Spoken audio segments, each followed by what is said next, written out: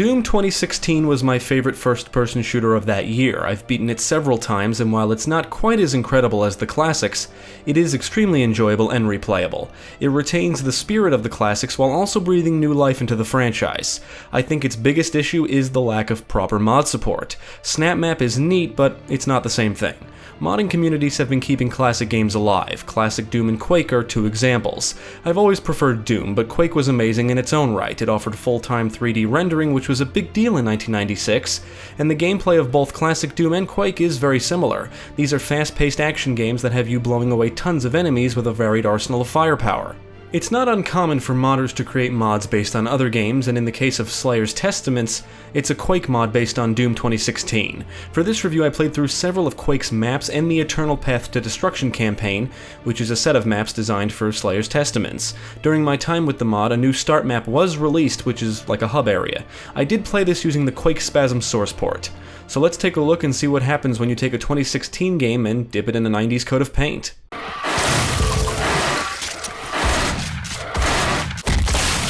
Slayer's Testaments adds some new key bindings. You can perform melee attacks, weapons have alternate fire modes, and there are keys for your fists and the BFG. The gameplay of Quake is here, but now it just feels like Doom. You run around shooting Doom 2016 enemies with Doom 2016 weapons. If enemies are staggered, you can kill them easily with melee attacks, but the glory kills are not yet implemented. You just kind of punch and kick them to death. Enemies can drop health pickups when killed. There are typical Doom pickups you can acquire, and you'll come across jump boots, which is more of an upgrade than a power-up. They allow you to double jump. Unfortunately, Praetor suit upgrades are not present.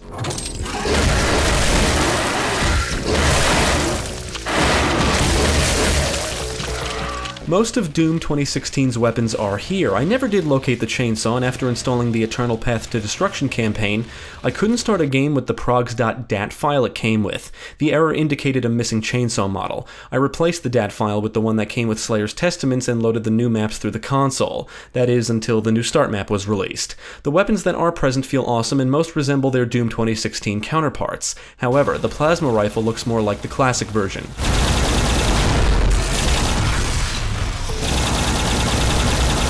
You can charge up shots with the pistol, obliterate foes with the Gauss cannon, and mow them down with the heavy assault rifle or chain gun. Furthermore, the field drones have been implemented and they do carry weapon mods like the micro missiles for the heavy assault rifle and the grenade launcher attachment for the combat shotgun, among others. Unfortunately, you cannot upgrade any of them. Slayer's Testaments can be difficult even on the normal difficulty level. Many of the enemies from Doom 2016 make an appearance. Imps, Mancubus, Hell Knights, Barons, Cacodemons, Lost Souls, Pinkies, Cyber Demons, and many of the possessed enemies are all here. I actually find the possessed soldiers to be one of the more dangerous enemies in the mod. They're very accurate with their shots, and you'll see them more often in the demo and Eternal maps. Possessed security can be a pain in the ass, and for two reasons. One, their shields prove to be a problem unless you have the plasma rifle or hit them with an explosive, and two, I would constantly get stuck if I ran into their shield. Hell Knights and Barons will chase you around until you kill them. Barons can't fit in many of the smaller areas just because of how big they are, and Hell Knights often get stuck in specific spots. There's certainly some bugs that need to be ironed out. Cyber Demon shows up as a boss-type enemy and he's pretty tough, but I really enjoyed fighting him, more so than the battle against him in Doom 2016. He's huge, he'll fire rockets and stomp and slide all over the place. If you're not constantly on the move or behind cover, assuming there is any, you're going to die quickly. The maps and encounters will always keep you moving.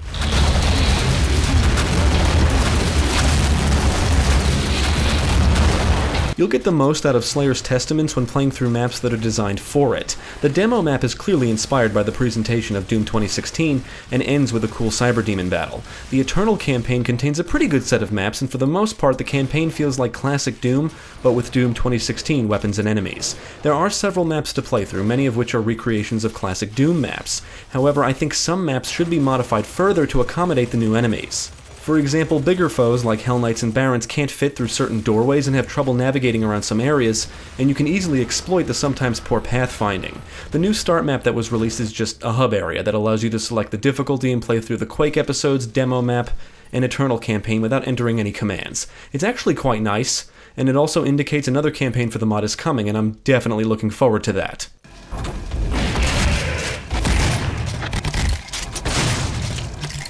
I did play through all of the standard Quake maps in Episode 1 and a small portion of maps in Episode 2. What I learned is that you're going to be up against a ton of Hell Knights, since they seem to replace ogres, and some areas are made easier because of the enemy replacements. Basically, any areas where enemies would be hurling projectiles at you from a distance is made easier, and since ogres are everywhere in Quake, that's going to be many areas. I didn't run into any field drones or gore nests in the vanilla Quake maps, and when I got to Episode 2 I started seeing some vanilla Quake enemies, so it became more and more obvious that I was better off playing the Eternal campaign. The Quake maps are certainly playable, but they feel like standard Quake, except with some Doom enemies thrown in and Doom weapons.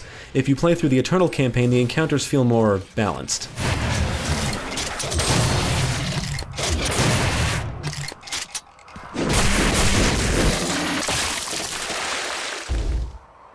Visually, the mod does a decent job with the character and weapon models, although the weapon models do look a bit crude at the moment.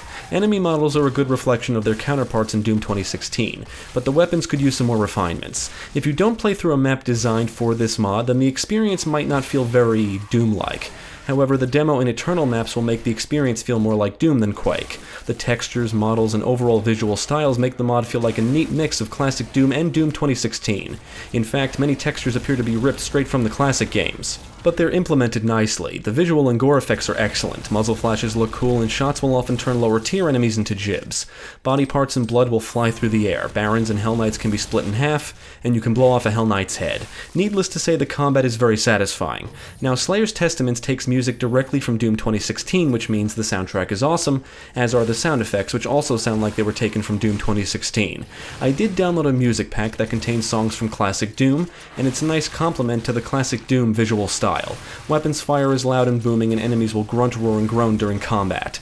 I did encounter several bugs, and the mod's README file does list known ones, so you should go into this expecting it to be buggy in its current state. Enemies would get stuck in the environments, their pathfinding could use some work. I would often get stuck on a possessed security's shield, as mentioned earlier, and certain things just refused to load. There were some sound effects that didn't load, and as I also stated earlier, before the new start map was released, I had to load maps for the Eternal Path to Destruction campaign manually because it couldn't find the chainsaw model.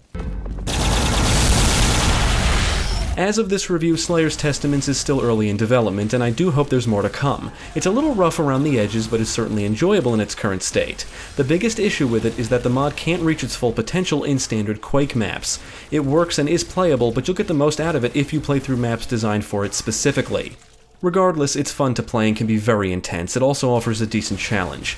And if it takes off, I imagine the modding community will go nuts with it. Slayer's Testaments is an excellent mod, and when I really think about it, it's not that surprising that it works so well. And that's because classic Doom, the original Quake, and Doom 2016 share many gameplay elements. Slayer's Testaments is shaping up to be a great overhaul and reflection of Doom 2016. It may not look as pretty, but it's fun as hell. Not only is Slayer's Testaments a great reflection, but it also captures the spirit of Doom 2016 and classic Doom. At times, it really does feel like a Doom game. We can only hope it's improved upon as time goes on and bugs are ironed out. But if you're looking for a great mod for Quake, I would absolutely recommend Slayer's Testaments.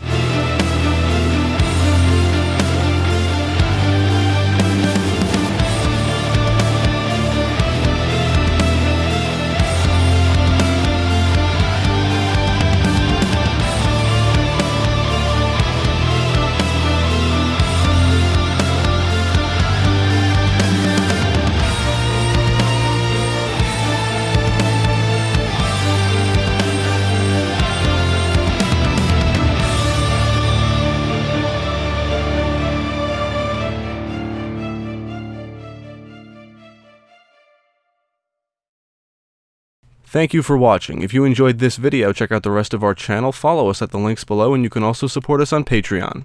If you're interested in more gaming content, check out our friends over at GameCast.